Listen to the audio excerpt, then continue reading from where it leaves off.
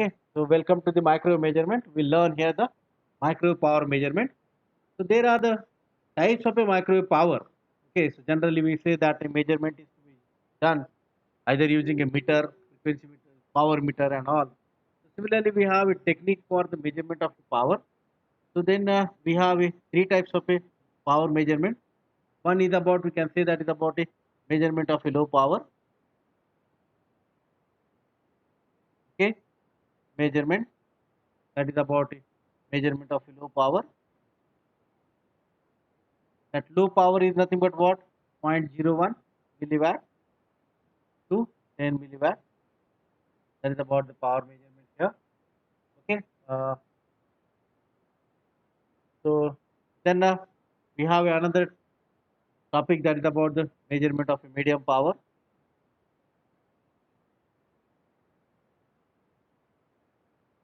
Measurement of a medium power.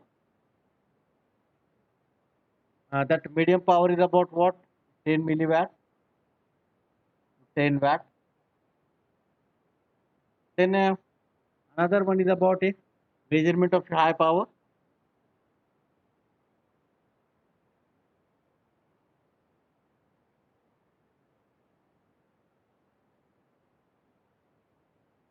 That is above 10 watt. Now there are the ways why we are saying that measurement of low power, measurement of medium power, because these different applications are work with the different power. So that's why we can say that about the low power, medium power, and all. And for those devices, we are using the measurement and all. So various components are there that is to be useful for the measurement of the power and all. So we consider here the measurement of low power, that power can be measured, that is will be a low, that is using a bolometer. Okay, so we can say that a bolometer technique, or we say that is about a bolometer sensor. Okay, we can say that is a measurement of a low power using the bolometer technique or a bolometer sensor. So now then another measurement, that is about medium power measurement. If you consider that, it is nothing, we can use a calorimetric technique. Okay, so we can say that for this calorimetric technique, that is for the medium power, again for the high power, that is upon a calorimetric technique is used for the measurement of a high power. Now we consider here for a low power measurement, first of all we consider that a low power measurement. Okay, that is for the low power measurement. For the low power measurement, a bolometer is used, and that bolometer generally, if you consider that, it is a nothing but a sensor. Okay, so that is about a bolometer is nothing but a sensor, and we can say that it has just like when we apply the microwave power, the temperature of that particular device it changes, and due to the changes in the temperature, resistance of that particular device changes. So it's just like act as a thermocouple. Okay, so these are the devices, thermocouple or a bolometer. They are used for the changes in the resistance. Means if we apply microwave power to this bolometer, okay, so now if you consider that bolometer is looks like, you can draw a diagram for the bolometer, or you can say that is about a thermocouple. Okay, generally you know that thermocouple and all, so it has a resistance. So now when we apply,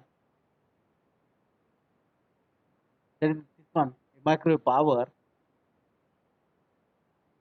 or we can say that is about a microwave signal. So what happens when you apply the microwave signal to this particular bolometer, then resistance across these particular devices will be changes. So changes in the resistance, okay, that whatever the values of the resistance changes, that value is nothing but the whatever the low power we have measured. So we can consider there we apply a microwave power to this particular bolometer, okay, sensor or a bolometer there, and then we can measure it.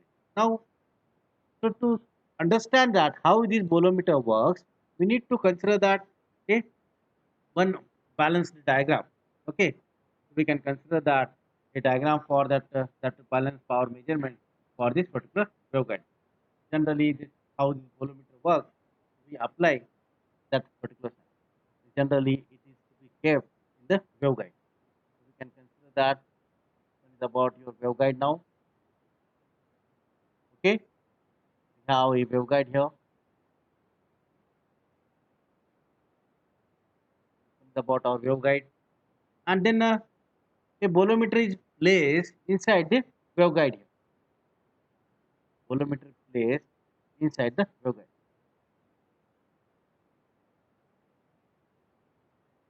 So here, this one is about your bolometer. So we can consider that bolometer here. So this bolometer is placed here. So we can, when this micro power apply to this particular bolometer, then what happen that we can consider that this signal, that signal is to be a low power. So if it is a high power, this bolometer doesn't work. So this bolometer is to be a low power there. When we apply the signal, low power signal or wave, because it is a waveguide, we have a waveguide here. When we apply it, so we can consider that changes in the resistance occur. So if supposed to be I am saying that before applying the power, resistance will be a 1 ohm. Okay. But after applying that, resistance will be a R2 ohm. So now what changes occur in these values of a resistance R1 and R2, that is to be measured. But what happens generally if we consider directly the bolometer and we find out whatever the measurement done, whatever the changes in the R1 and R2 occur, so we can directly find out the whatever the power there. But there are some difficulty. What difficulties? If supposed to be there is the environmental changes occurs and all, there may be changes in the R1 and R2, that value of the resistance. So generally for the measurement a bridge is used. You know that. Okay, that is about, we can say that's about the Venn bridge. We say likewise, and we just consider that whatever the changes occur. Okay, this is about, we can say that's about a galvanometer here and this one. So now here, if you consider that this one is about your bolometer sensor. When a microwave power applied, okay, this one is about nothing but your bolometer sensor. Okay, you can say that this one is about a bolometer. When a micro power applied, the bridge is unbalanced. So we can get the deflection in the galvanometer. Whatever the values we are, okay, we are expecting in that particular bridge, we will get that. Okay, so we will get directly the change occur. But that changes is depending upon that whatever the micro power we have applied. But again, the thing is that so that bridge is to be balanced. Okay, initially, whichever resistance we are making right now, suppose I am saying that this one is R1, R2, and this one is the R3 and the R4. R3 is nothing but our bolometer. Now R1, R2, okay, that R3, R4 is to be matched. So that's why there won't be any deflection. If this bridge is balanced, then there won't be any deflection. But if there is any change in the environment and all, the bridge will get unbalanced. So galvanometer, there will be small deflection in the meter. Okay. So now, if there is a small deflection, if there is a change, okay. Even if we are not applying the microwave power, but there is a small change occur and that device is measuring some values of a power there. So to avoid it, we need to consider that one more device, okay, one more resistance is to be parallel there. So, okay, this one is about your again one more bolometer sensor. Now, if any changes occur, there is again any changes, and that small changes occur, so that we can find out according to that how much will be the values there or how much will be the changes in that particular resistance. So this is about your diagram here. We can use variable resistors here. So we can consider that there will be variable resistors, and that variable due to that particular variable resistors, we can batch or we can balance this particular output. So here we can measure the current, how much is the current propagating to this particular device. and this one is about your power supply. So now, if we consider that this initially is supposed to be, we say that is bridge is balanced, okay, no problem occurs. But what happened? But sometimes what happened? The bridge is not balanced. So we can consider that another resistance. We can say that the about R5, R. Now this R5 is to be used to balance the bridge. Okay, R5 is used to balance the bridge, so that will get that whatever the difference or at this particular point, that difference is to be same. But when we apply the power, then what happens? The difference is changing. Okay, so we can consider that when the power is changes, so will get that some particular values of output across. So we can consider whatever the battery applied here. So when there is a power, okay, value will be different. If there is no micro power, we can say that will be different. That value will be even. If we apply the power micro power, so micro that value of that DC voltage will be even E2 there. So whatever the difference E1 minus E2, that will be whatever the difference we are getting E1 minus E2, that will be a proportional to the micro power. So that is nothing but what we can say that we use a different, okay, meter, okay, so this different resistance to check or to change the whatever the balance of, or instead of using measuring the E1 and E2, we can directly measure that what change occur in this particular values, okay, R1 R2. Okay, so instead of measuring the voltage and all, what changes occurs in this particular arm there. If any temperature changes, that will affect the R7 value. Similarly, whatever the R3, this will be changes in temperature. So we can use directly, instead of measuring the voltage and all, we can measure that whatever the detection. Okay, that here we have a detector there. Okay, so this one showing how much will be the value. Okay, so generally we say that during whatever the changes occur in that particular meter, that is nothing but a power there, micro power. So if bridge is unbalanced, then we directly measure the whatever the power, power we are getting. Okay, so that is about, we can say that's about a low power measurement. Then a high power measurement, we can consider that a calorimetric method.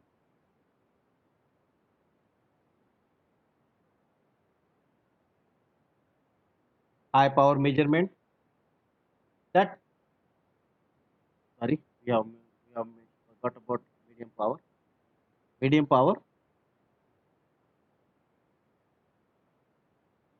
Now in a medium power, we say that a power is about what? A 10 milliwatt to a 10 watt. And above that 10 watt, that is nothing but a high power. So from 10 milliwatt to 10 watt power, so with that power is to be measured. That is called as a medium power. That measured power can be measured using a calorimetric technique. Now, a calorimetric technique is what? So we can consider that a device. Okay, we can consider any specific device, and in that particular device, we need to pour the water. And then when we apply the micro power or a micro signal to the particular device, then what happens? It changes its temperature, and that whatever the changes in the temperature occur, that is to be measured, or that is to be considered to be a whatever the micro power we have. So we can consider that it changes in the measurement of the power. So we can draw a diagram here. We'll consider that how that the power is to be measured.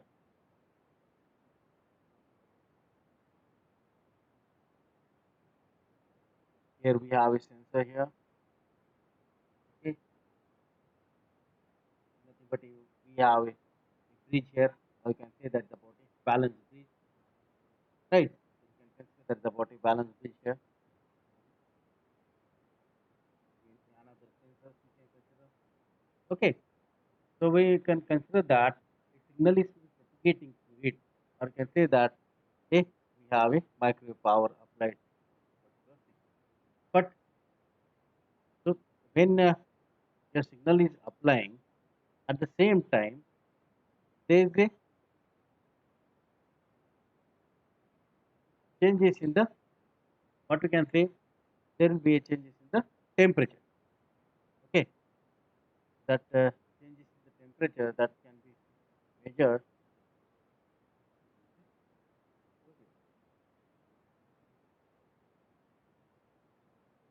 So now we can consider here.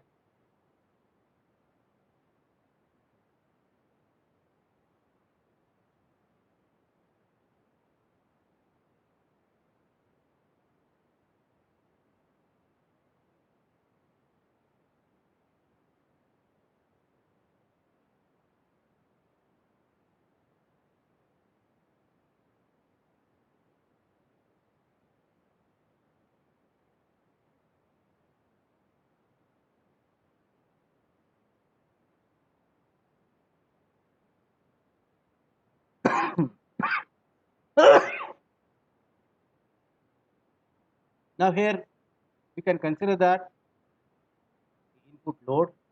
We say that is about, we have a pump here. We have a pump here, and we say that there will be,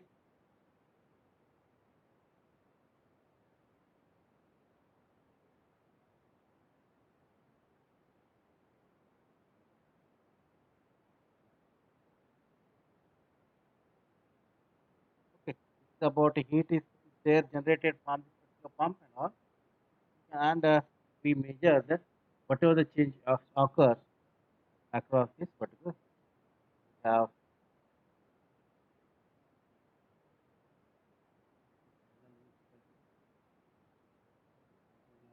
get the output, that is the amplifier. This one is the amplifier, and on this meter it is showing the value. That is about the pump. So we consider here the pump. So we can consider that there is initially flow of a water. Okay.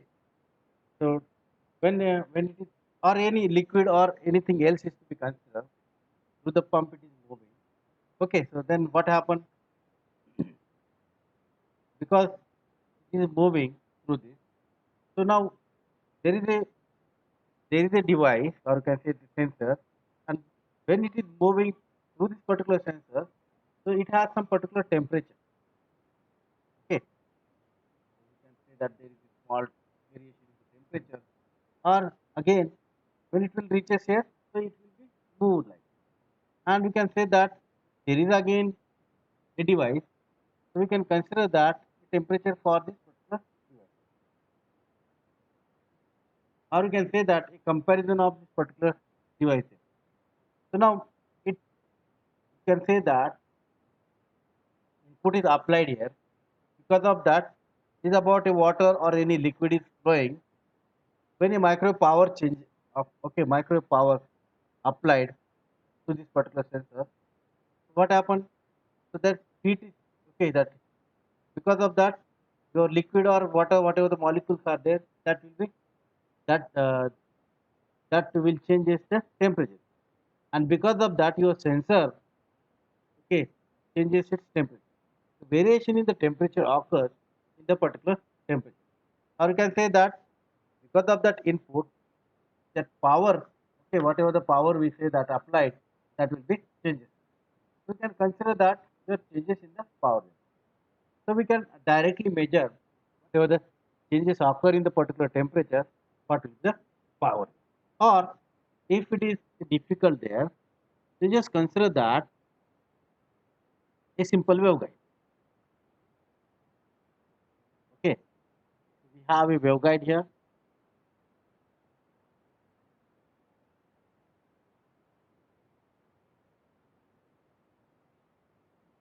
Now this is about your simple waveguide. We say here we have say that input signal.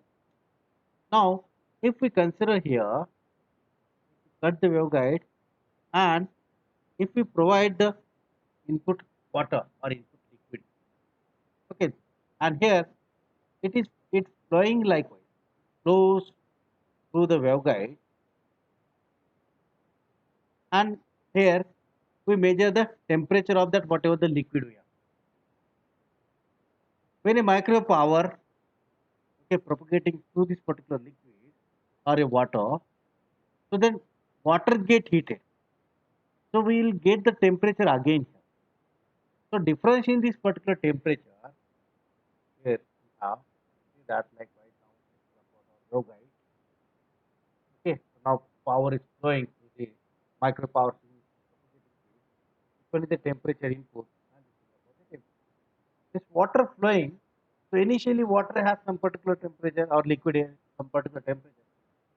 When a microwave signal coming from through this, okay, because of that microwave signal, that liquid get heated. So again, we measure the temperature at this particular point. How much is the temperature? So variation in the particular temperature value. So directly we'll get the value of the whatever the power there.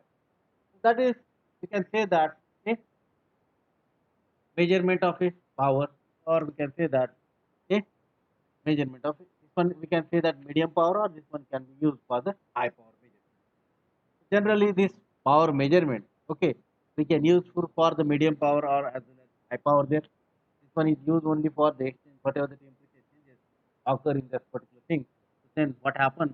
That bridge will be unbalanced because a two temperatures, two sensitive temperatures we are using, and there is a changes in the particular values of a temperature, and we can find out whatever the changes occur, and according to that we say that comparing the particular load, and we'll get that output across the particular load there. That is the body medium. Even if we can use the same thing for measurement of the power, we can say that is about a high power measurement or a low power measurement. Both the things we can use, and we can find out how much is the power changes. We can calculate that. Here we can use a balance bridge. Temperature changes. Okay, directly we get the reading. But here, for this particular water measurement, we should know that how much will be the rate of flow of the water, what will be the specific heat constant, and what are the changes in the temperature. T2 minus T1. Here we can say that this one is a T2 and this one is a T1. Okay, and this one is about a constant 4.18. Okay, so this one is about a specific constant. So we can say that directly we can find out the how much is the power. This is nothing but the power. This R is nothing but what? A rate of flow in centimeter cube per SCM.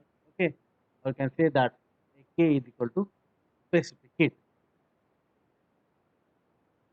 K is equal to specific. And T1 and T2, that is about the temperature. That is about one more factor is remaining. That's about a specific gravity for this particular setup. So we can calculate that directly the power. So this is about, you can say that high power measurement, or you can say that about a both you can use for the low power measurement. So these are nothing but a calorimetric method, because we are changing the temperatures here. We are measuring the difference in temperature and both the things, because variation in the temperature we are using or measurement we are using. That's why it is called the calorimetric measurement. Okay. So that is about our measurement of what we can say a power there. Next, we can consider that a measurement of a impedance.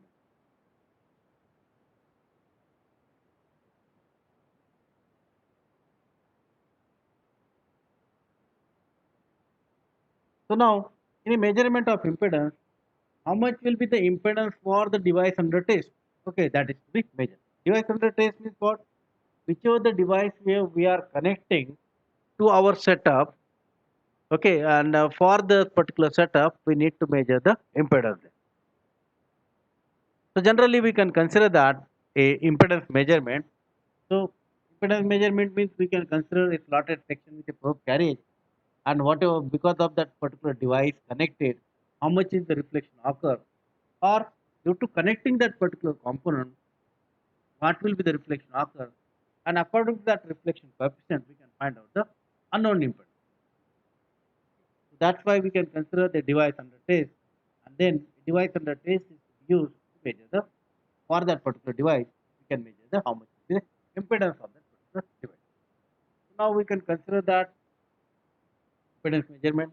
There are the types of impedance measurement. We can use way of measuring the impedance of a device under test, that is using a magic T. Okay, using a slotted section. Okay, so this is a slotted line. I'll just write a slotted section. Okay, slotted section. Then we can consider the reflectometer. This way we can measure the whatever the whatever the impedance of the given device. So using the magic T, we need to form a bridge. How to form a bridge? We consider that the magic T, it has a four ports. Okay, I'll draw a diagram of magic T. Okay,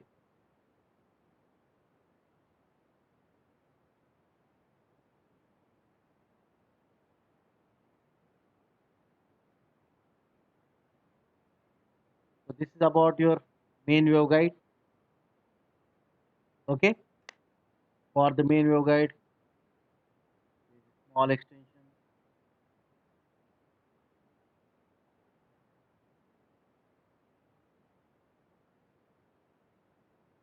So this is about your E plane T. You can say that is about a H arm.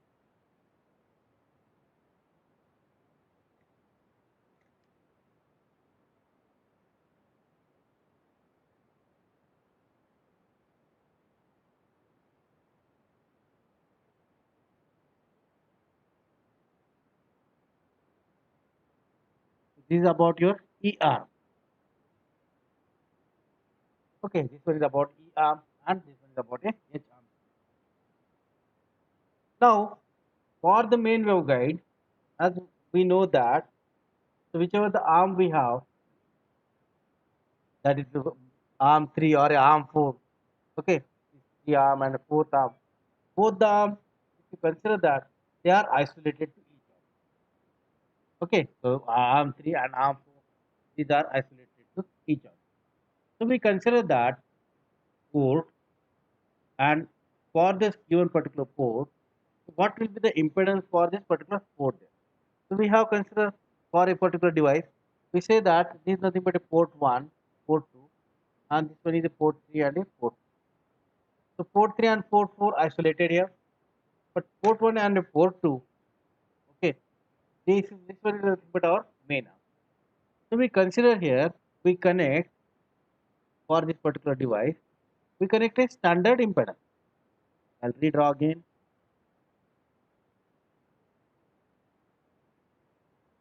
For this magic T, you can say that about the input port. You can say that about it port 1, and we consider that here we say that is about a Z2, port 2, this is a port 1.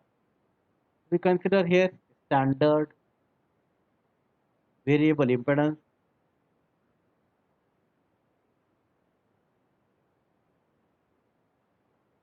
Okay, standard variable known impedance. This one is about a known impedance. And this one is about, we doesn't know that what will be the impedance. That's called as a unknown impedance. Now our aim is to measure the what is the impedance of this particular device. So this one is about to be connected to the port 2. So we consider here port 3. Port 3 means arm E arm. Okay. So for the E arm, we connect a microwave source.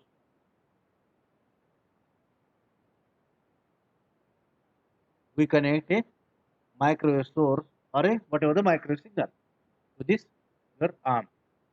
And a port 4, we connect a null detector. Port 4 is a null. Now, if you connect micro is about your port 3, this one is about your port 2. Now, for the given magic T, this is about port 1 and a port 2. One, it is connected a known impedance. Two, it is connected a unknown impedance. Port 3, we provide input signal, micro signal to the port 3, and a port 4, we connect a unknown impedance. Okay. Sorry, this one is about a known impedance, this one is about a unknown impedance. Port 3 we connect a micro source, and port 4 is about a null detector. This one is about a null detector. Now what happens when we apply the source? Okay, apply the source. If the both the impedances matches, port 1 and port 2 is matched, there won't be any deflection. Okay, so what happened here? So if your source is there, say port 3 generally, if there is nothing is to be connected, okay, suppose it is nothing to be connected, any device, when we connect the port 3 input, what happens? Your power will be equally divided into a port 1 and a port 2, and no power is available at a port 2. No signal.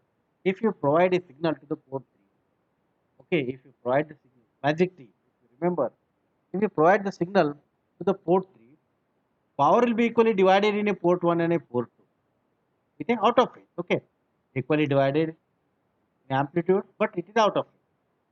But for the port 4, there is no output, no coupling is to be taken. If the impedance, now here in the impedance matching, this technique is used. Now, if these are the devices we are using, if there the impedances are matches, port 1 and port 2, those devices and their impedance matches, so this will be a null, means it will be a 0.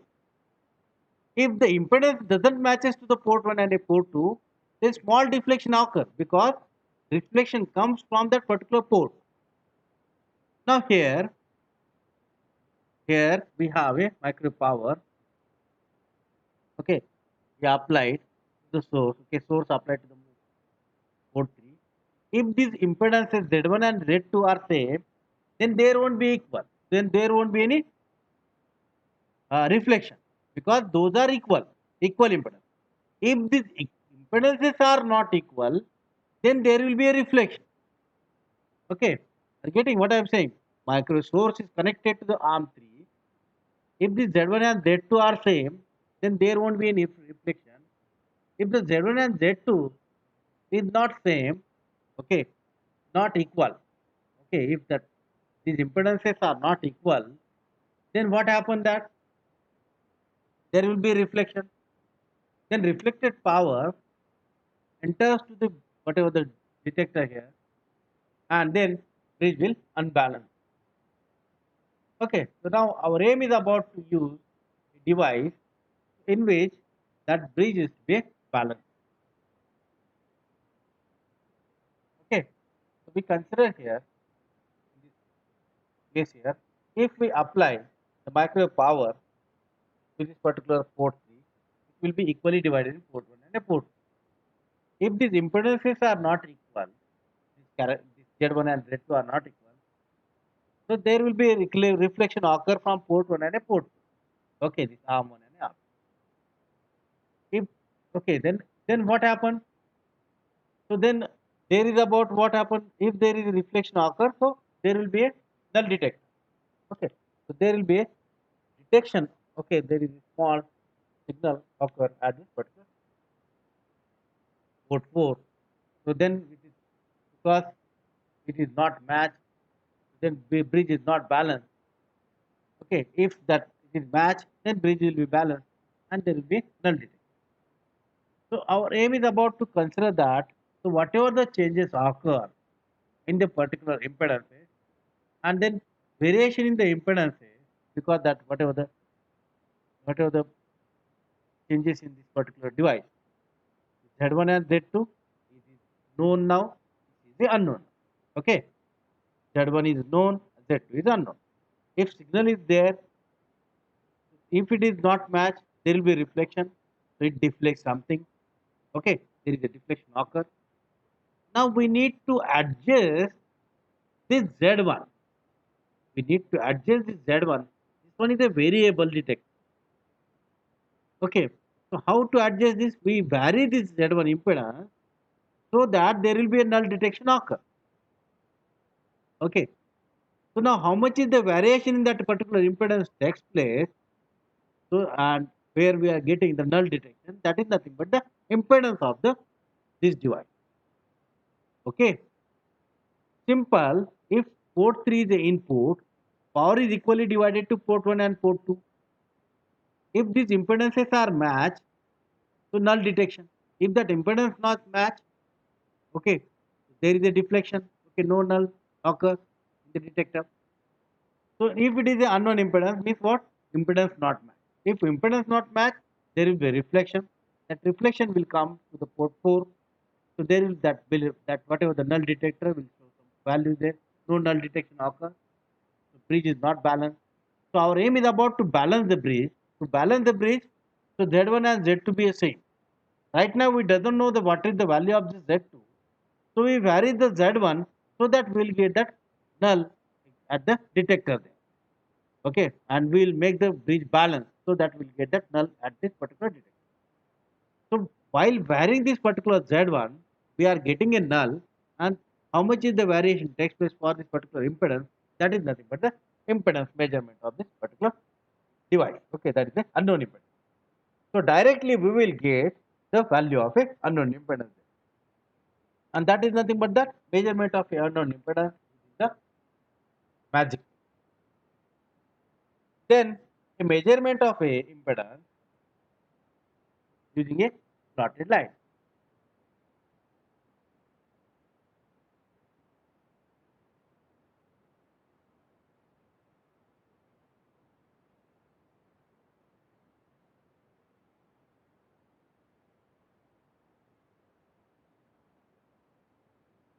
This one is about a slotted line is used to measure the impedance.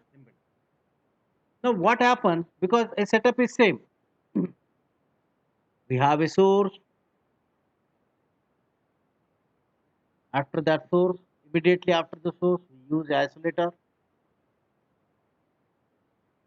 then we consider that alternator,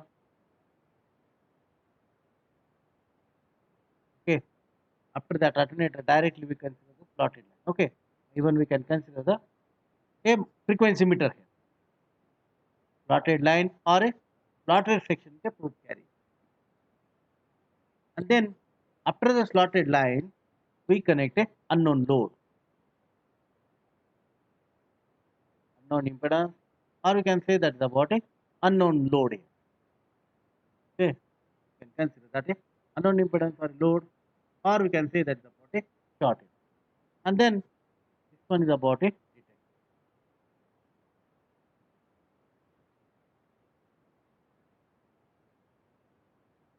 tunable detector, or we can say that tunable probe, and that tunable probe is connected to the VSWR meter.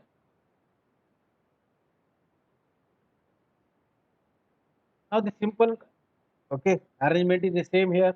That is about a simple way to measure the unknown impedance.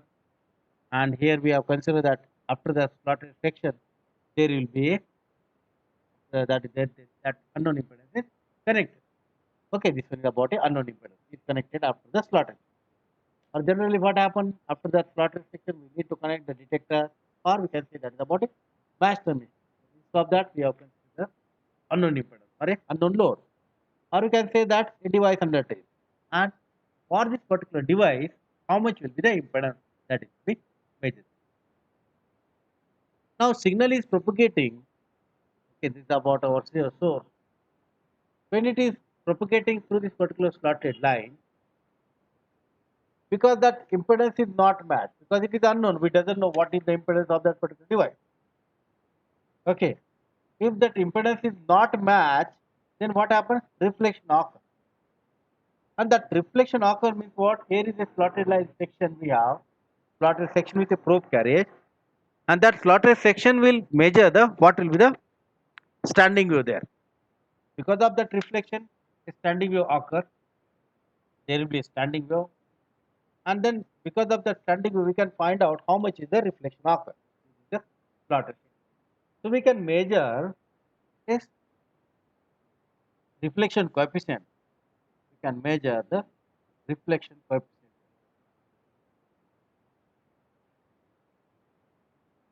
Okay, can measure the reflection coefficient is nothing but what? Okay, so we can consider that whatever the load we have, consider that say that. Okay, ZL. And a ZL is nothing but what? A unknown impedance. Okay, ZO is nothing but the. Now we can consider here a ZL is nothing but what? A unknown impedance. And a ZO is nothing but the characteristics impedance. That is of a whatever the line. That is nothing but we can say line is here. Line is nothing but what we can say. We have that waveguide. Okay, so that's why nothing but the waveguide. Okay, so we consider that a reflection coefficient is to be measured, and that reflection coefficient is nothing but what? ZL minus ZO by ZL plus ZO. That is the reflection. So, but to find out a reflection coefficient, which way? Because right now we doesn't know that ZL and ZO. Okay, our impedance is the unknown impedance. Okay, characteristic impedance is it. Okay, fixed for the line 50 ohm. Okay, but what will be the unknown impedance? So that's why we should know that what will be the reflection coefficient first. So reflection coefficient we can obtain using the VSWR meter. So generally we say that a reflection coefficient is nothing but of whatever the VSWR value we are getting. Okay, that's one. That is nothing but the reflection coefficient. But that reflection coefficient is nothing but only a magnitude. It is only a magnitude we are getting. Now, for a given load, if that load, okay, it is a reactive one. Okay, so then we can say that a impedance is nothing but a complex one.